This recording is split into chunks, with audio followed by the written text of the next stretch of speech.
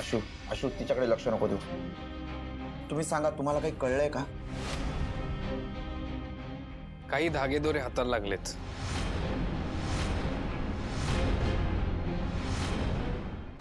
म्हणजे काही माहिती मिळाली का? कारण असं लगेच काही कळणार नाहीये ना. बरोबर आहे तुझं म्हणणं. लगेच काहीच कळणार नाही. प्रत्येक गोष्टीचा ना पाठपुरावा करायला लागेल. आशू, नेमकं काय म्हणायचंय तुला? नाही म्हणजे सगळंच तर क्लिअर आहे ना. त्या अकाउंटंट गायकवाडने केलंय सगळं, मग अजून कसला पाठपुरावा? एक मिनिट थांब जरा ताई. जिजू, मला तुला जरा प्रश्न विचारायचे. विचार ना. म्हणजे मला जी पण काही माहिती असेल ती मी तुला नक्की सांगेन. कारण अशोक कसं आहे ना, हे प्रकरण ना लवकरात लवकर संपायला पाहिजे. कारण त्यामुळे आपल्या कंपनीतलं आणि घरातलं वातावरण सुद्धा खराब होतंय. खरंय, घरातलं वातावरण खराब व्हायला नको म्हणूनच मी विचारतोय. त्याचे पैसे ट्रान्सफर झाले बँक अकाउंटमधनं, ते गेले कुठे?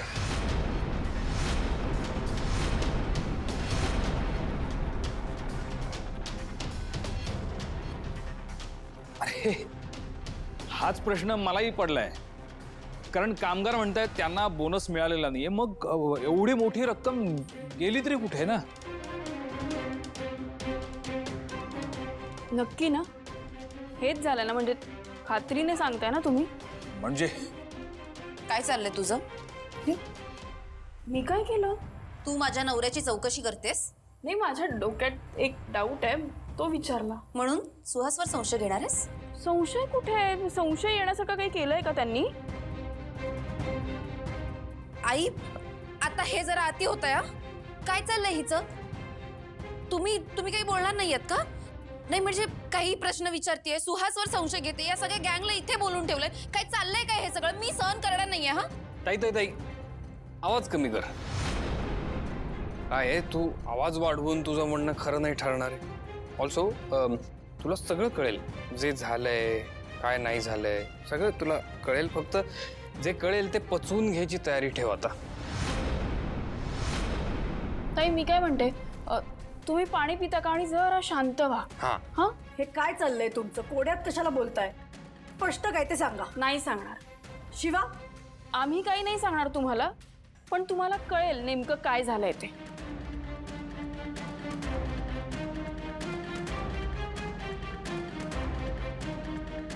स्टेफनी,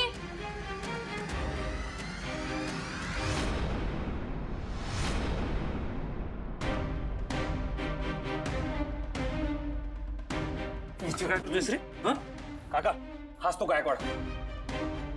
यानेच सगळा फ्रॉड केला. नेता पळून जायच्या प्लॅन मध्ये होता. बरं झालं याला पकडला. बोल रे बोल. नाही नाही, हा हा हा हा असं नाही बोलणार. तुला ना एक काम करतो, तुला ना आता पोलिसांच्या हवाली करतो. ते आले ना की मग कसा पोपटासारखा बोलायला लागशील बघ. माझा फोन. थांबा थांबा थांबा. त्याला गुन्हेगार सिद्ध करण्याआधी एकदा बोलायची संधी तर द्या. बोला गायकवाड. चूक झाली सर माझ्याकडनं, माफ करा सर. ज्या कंपनीने माझ्यावरती विश्वास ठेवला त्यांचाच मी विश्वासघात केला. सॉरी, माझं चुकलं, मला माफ करा. माझी चूक झाली, माफ करा सर. बघितलं काका, याने स्वतःहूनच गुन्हा कबूल केलाय. तू असा सुधारणार नाहीस. अरे तुला कळतंय का? तू आम्हा सगळ्या देसाई कुटुंबाला, या सगळ्या कंपनीला फसवलंयस. तुला ह्याची शिक्षा मिळायलाच हवी. पोलिसांना बोलायलाच हवं. थांब काका, मी अरे थांबा. का? आता का थांबा? त्याने सगळं कबूल केलंय, त्याला देऊया ना पोलिसात. आता कशाला थांबायला पाहिजे? गायकवाड बोला. गायकवाड, बोलताय का तुम्ही? तुम्ही ते बाहेर कामगार बघितले ना केवढे चिडलेत? तिथून तुम्हाला वाचवत आणलंय आम्ही. हेच बाहेर कळलं असतं त्यांनी खिमा करून टाकला असता तुमचा. आणि तुम्ही आता बोलला नाही तर मी तुमच्या खिमा करीन. बोलताय का? माफ करा ताई, हे सगळं मी पैशासाठी केलं, पण हा प्लॅन माझा नव्हता.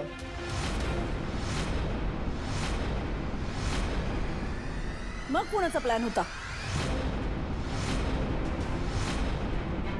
गायकवाड, याच्या मागे कोणाचा हात आहे? सुहास सर.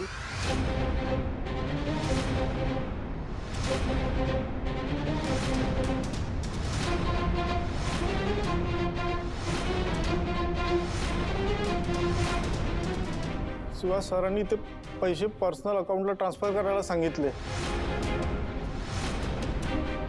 कामगारांना सांगितलं की बोनस फक्त 5,000 मिळणार.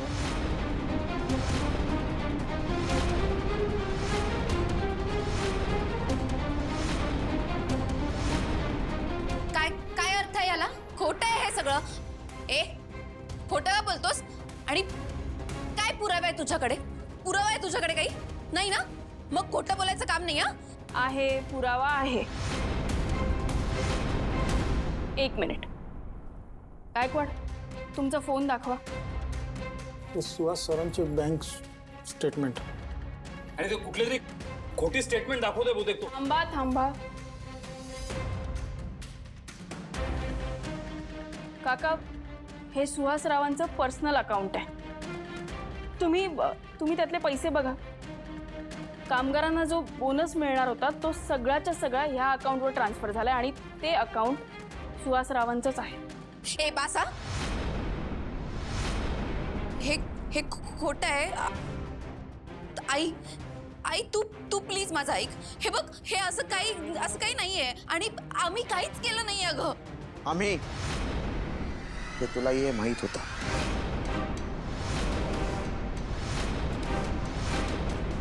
कीर्ती, तुम्हाला हे सगळं करताना काहीच नाही वाटलं? अगं निदान भाऊंचा तरी विचार करायचास. बघतेस ना काय अवस्था झाली आहे त्यांची. या सगळ्याला जबाबदार आहेत ना ते. तुम्हाला अजूनही हेच खरं वाटतंय का?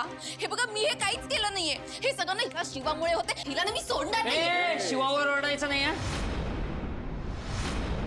थांबा, काही करणार नाहीयेत त्या. कितीही खोटं ठरवण्याचा प्रयत्न केला ना तरी सगळं समोर आलंय आता. सुहास, काय कमी होती आम्ही जे दिलं त्याच्यात? अरे तुला या घराचा मुलगा मानलं होतं आम्ही, थोरला मुलगा. आणि कीर्ती, तू पण हे भाऊंच. मला ना लाज वाटतेय तुमच्या दोघांची.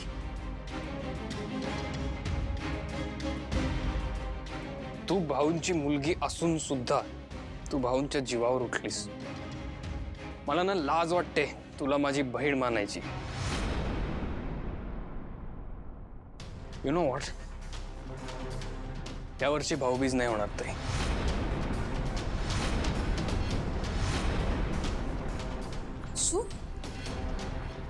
अशू काय बोलतोयस तू? आई आई प्लीज तू त्याला समजाव. काही बोलतोय तो. आणि अगं हे सगळं खरं नाहीये. तू तरी विश्वास ठेव ग. मी मुलगी आहे तुझी. तू माझी मुलगी आहेस हे तू विसरलीस कीर्ती. तुझ्या स्वतःच्या वडिलांची, भाऊंची काय अवस्था झाली बघितलीस तू? कोणामुळे झाली? तुमच्यामुळे झाली. आणि एवढं सगळं होत असताना तू काही बोलली नाहीस. काहीच कसं वाटलं नाही ग तुला हे सगळं करताना? लाज वाटते मला तुला माझी मुलगी म्हणून घ्यायला. आई, हे शेवटचं. यापुढे तुला तशी संधी मिळणार नाही. इथून पुढे तुम्हा दोघांचं तोंडही बघायचं नाही मला. निघा तुम्ही आत्ताच्या आत्ता. आई आई आई आई प्लीज सॉरी. हे बघ, मला माहितीये मी खूप मोठी चूक केली. मी स्वार्थीपणे विचार केला, फक्त एकटीचा विचार केला. तू कुणाचा विचारच नाही केला. आई प्लीज फक्त एकदा माफ कर मला प्लीज. मी हात जोडते तुझ्या पुढे प्लीज आई.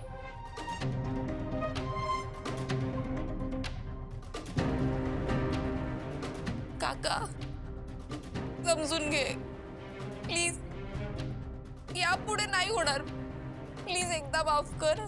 होय काका, आणि सीताई, ही माझी चूक आहे आणि माझ्या चुकीची शिक्षा हिला नका देऊ. हो तर मी घर सोडतो ना, पण तिला या घरातनं काढू नका प्लीज प्लीज. नाही सुहास, तिने साथ दिली आहे तुझी. शिक्षा तर भोगावीच लागणार.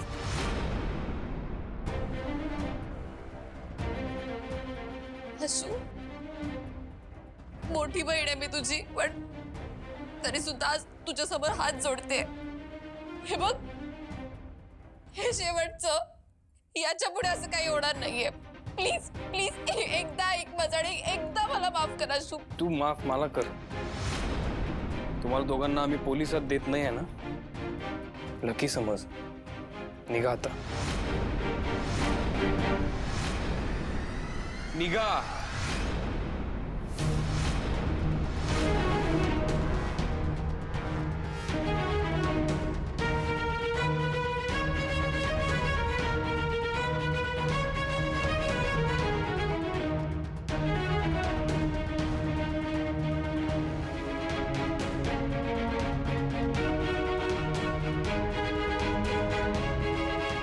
थांबा.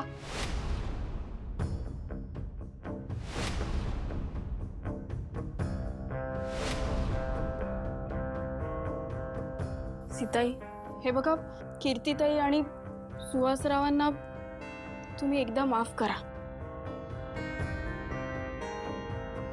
नाही, तुम्ही त्यांना हवी ती शिक्षा द्या ना, पण घरातनं बाहेर नका काढू. शिवा, हा निर्णय तुझा नाहीये, त्यामुळे तू मध्ये बोलू नकोस. हे बघा, काहीही झालं तरी त्या या घरातला हिस्सा आहे. त्यांनी असं बाहेर जाणं बरं नाही दिसत. तुम्ही एकदा शेवटचं त्यांना माफ करा. वहिनी, अगं ही तीच ताई आहे जी सतत तुला घराबाहेर काढण्याचा प्रयत्न करत असते आणि तू आज तिलाच वाचवण्याचा प्रयत्न करतेस, ते पण अशा वेळी. त्यांना मी नसीन आवडत, पण त्या या कुटुंबाचा भाग आहेत. नाही शिवा, त्यांनी जी चूक केली आहे ना ती माफ करण्यासारखी नाही आहे. पण काका, मला हे कुटुंब तोडायचं नाही आहे. नाही शिवा, आपल्याच मुलीने आपणच उभ्या केलेल्या साम्राज्यात ठिणगी पाडली हे त्यांना कळलं तर काय होईल त्यांचं. त्यांनाही कदाचित हाच निर्णय घ्यावा लागला असता, पण ते करताना बाप म्हणून हरतील ते. आणि ती वेळ मला त्यांच्यावर येऊ द्यायची नाहीये. त्यामुळे हे दोघं या घरातून गेलेलेच बरे. हे बघा सीताई, तुमचं सगळं बरोबर आहे, पण हे दोघं आत्ता घराच्या बाहेर गेले तर आपल्या घराची बदनामी होईल, कंपनीची इज्जत जाईल. शिवा, मला एक गोष्ट प्लीज सांगशील, यांना का माफ करायचं? आशू भाऊंना हे हवंय का? देसाई हे नाव त्यांनी मातीत बघायचंय का? त्यांची ही इच्छा आहे का? तर नाही. लक्ष्मण काकांनी, भाऊंनी खूप कष्टाने हे नाव उभं केलंय आणि हे असं सगळं केल्यावर आपलं नाव खरंच धुळीत जाईल आणि बाहेरच्यांना आयतं कारण मिळेल, तर हे नको आहे. म्हणून माझं एकदा ऐका, त्यांना घराच्या बाहेर नका पाठव. वहिनी बरोबर बोलते शिवा. आधीच या सगळ्या प्रकरणामुळे ना आपलं नाव खराब झालंय आणि त्यात ही गोष्ट बाहेर गेली तर अजूनच बदनामी होईल. ठीक आहे, थांबू शकता तुम्ही घरात, पण याचा अर्थ असा नाही की तुम्हाला माफी मिळाली. शिक्षा तर भोगावीच लागणार आहे. आई, थँक्यू. सॉरी. हे बघ, पण आता तू जी शिक्षा देशील ना ती मान्य आहे मला. आभार मानायचे असतील ना तर शिवाचे मान. तिच्यामुळे तू या घरात निदान उभी तरी आहेस.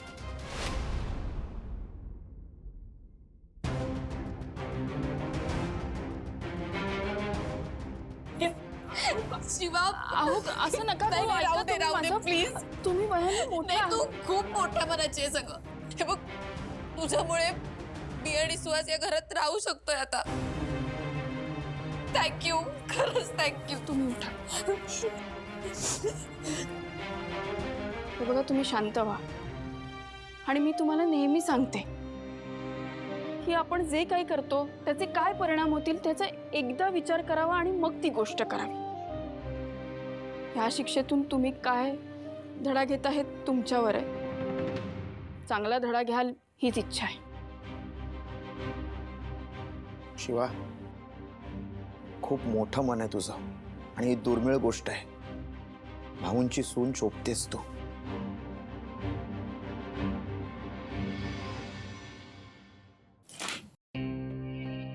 भाऊ अशू भाऊ हो तुम्ही उठून का आलात? अगं भाऊ आराम करा तुम्ही. भाऊ तुम्हाला वाटतंय ना बरं? आता मी बरा आहे अशू.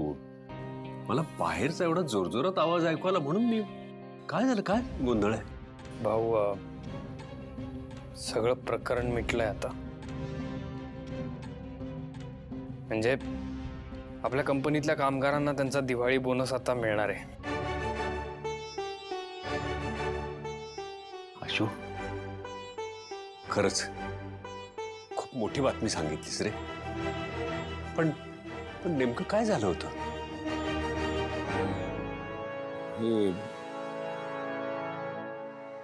हे सगळं आपल्या जावयाने घडवून आणलं होतं.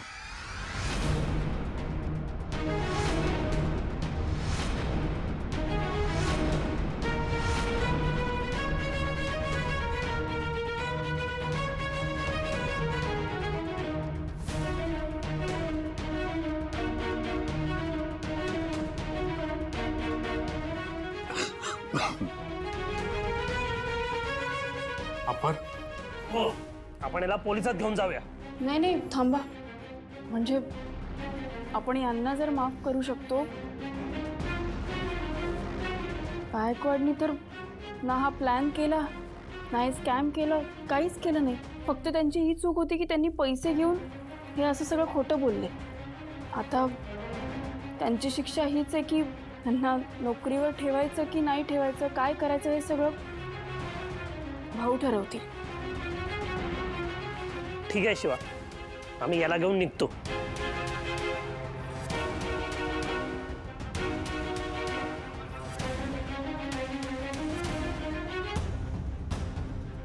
गायकवाड?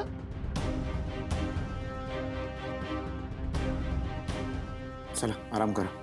नाही लक्ष्मण, आता आता आराम करून नाही चालणार. आपण जाऊन त्यांना भेटूया, त्यांना सामोरं जाऊया, नाहीतर गैरसमज वाढतील. आत्ता कशाला?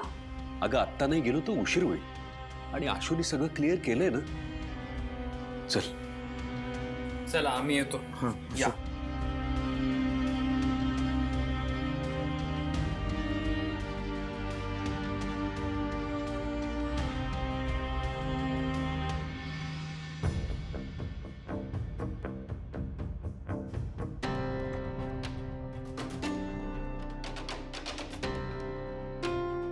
पेपरमध्ये 50,000 रुपयांचा बोनस छापून आला होता. तो बोनस तुम्हाला सगळ्यांना लवकरच मिळणार आहे. मधल्या काळात जी परिस्थिती निर्माण झाली, ज्या कुणामुळे ही परिस्थिती निर्माण झाली, त्याला जबाबदार न धरता देसाई ऑटोमोबाईल्स मधला एक जबाबदार व्यक्ती म्हणून मी तुम्हा सगळ्यांची माफी मागतोय. चूक माझी झाली. भाऊ असा हात जोडू नका हो. माफ करा आम्हाला, आम्ही चुकलो आहे. देव माणसावर आम्ही संशय घेतला, आम्हाला माफ करा.